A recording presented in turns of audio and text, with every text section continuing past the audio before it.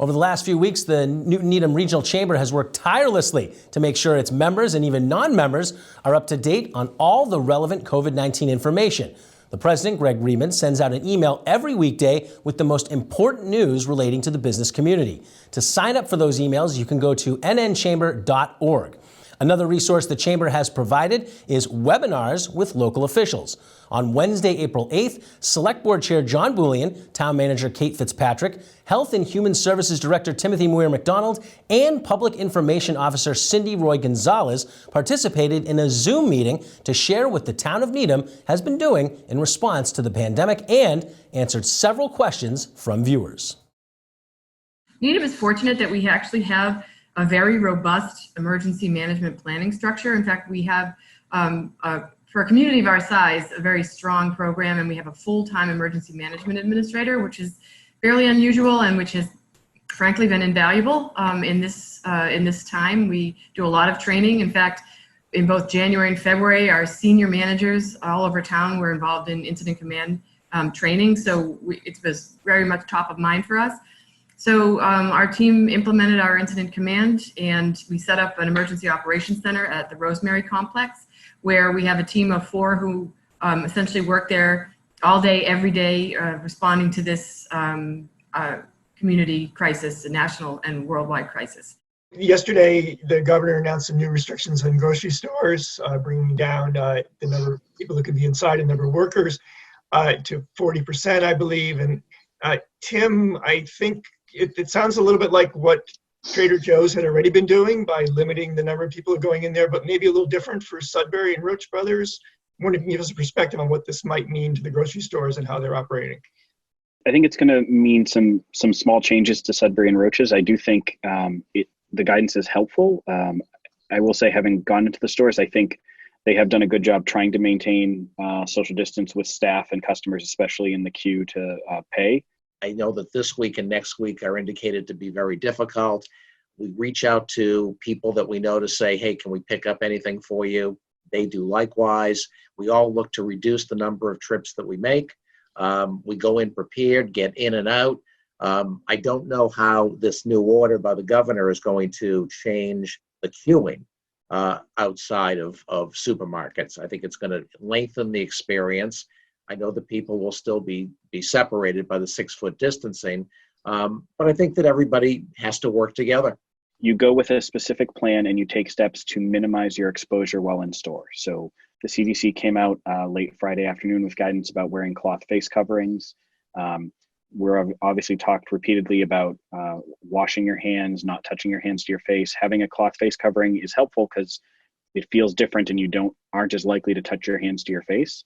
Taking time in advance to think about how you're going to minimize your exposure, what time you're going to go, what you're specifically getting, if you can remember where they are roughly in the store so you aren't going up and down the aisles, and those steps to take. I have taken to wearing light cotton gloves, like light winter gloves. I generally bring those with me to the store.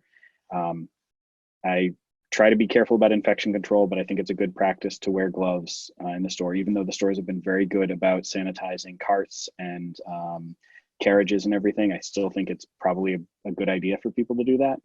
Another thing that was touched upon today was the fact that, the town's inspections of restaurants are ongoing, and they are working closely with the restaurants, and the Needham residents should feel good about supporting the local restaurants through the takeout and delivery services that they've really had to pivot quite quickly to be doing. So, no worries there in terms of, really being overseen by the town.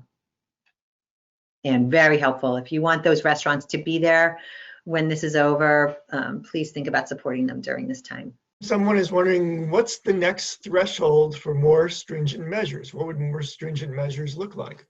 I think in Needham, there's a limited amount of things that we can do beyond what has already been done. So the town public health department, town government, and the schools work together to cancel large events and after school activities, and then to actually close the schools. And that was in advance of the state government order.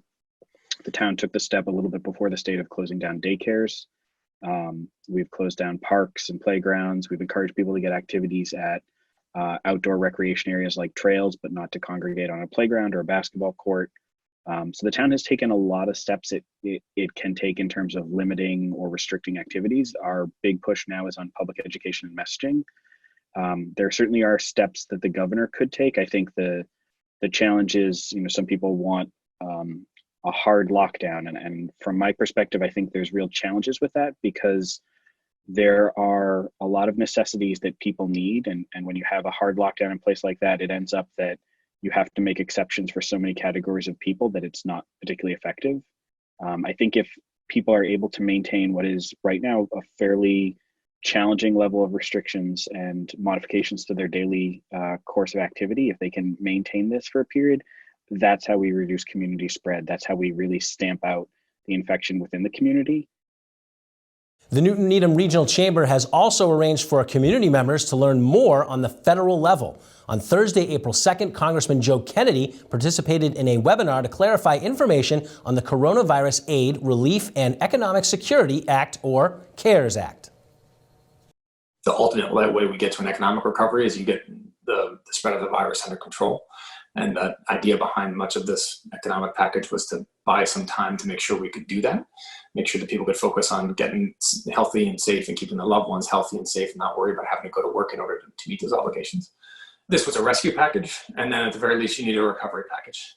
And we might need a rescue A and B and C, right, depending on if we are able to get in front of the spread of this virus and how quickly we were able to do so. Assistance to our healthcare sector, community health centers, hospitals, direct cash payments that I believe should be universal and enable individual families to actually meet their own obligations in the way that most fits their needs was one of the big pieces I was pushing for. The issues around nonprofits and some issues around eligibility for smaller businesses too that we're trying to look at and make sure that we got that balance right. I think there's, in all likelihood, another package that might need to come. Some of that might be large financial assistance again. Some of it might just be tweaks to policies that we need to do. COVID-19 has been a diagnostic die that has shown in technicolor some of the fractures and fissures in our society and the way in which our society is based upon, our economy is based upon folks that don't have access to, whether you want to call it the traditional benefits or the social safety net or other structures of our economy. So whether that's one, as we already talked about, access to healthcare, right, and universal insurance, because it does not matter. You're not going to tax cut your way out of this problem to make sure that people are healthy. And if there's a lesson of this, it is that my health is linked to somebody else's, and the fact that this happened now, it's going to happen again, whether it's this fall with, like most coronaviruses, this family of flus that mutate and come back again every year, or whether it's something else that comes because of a more tightly globalized world.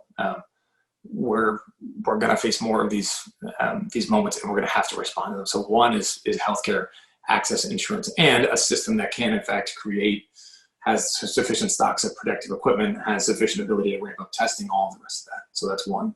Two, things like paid leave and universal paid leave. Why? Not just because it's the right thing to do, but because if somebody is sick, we want you to go home and get well. Don't have to come into work and get the rest of us sick. Go back and take care of yourself and not have to choose between your financial livelihood and your health and everybody else's health. Three, things like childcare. Right? Greg and I were joking before. Our childcare support system is gone, like it is for many people at the moment. My wife and I are trading off time with our kids so that she runs a nonprofit dedicated for, oddly enough, childcare.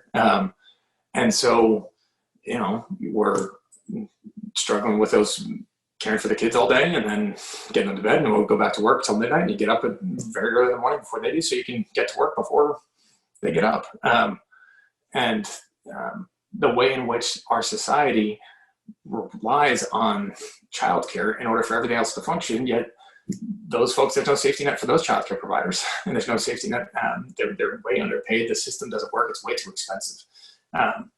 And so the opportunities we have here to actually make this system, our economy, our society, not just more equitable, but a stronger foundation so that everybody can participate and that we're more resilient. So when this happens again, and I say when deliberately because it will, when this happens again, we are far better equipped to attack it aggressively, to minimize it, to mitigate against it, and to make sure that we can get in front of it so you don't have to talk about spending literally trillions of dollars on the back end to make up for this. Because that's what it's going to take. And that's what this one's taken. And we're not done yet.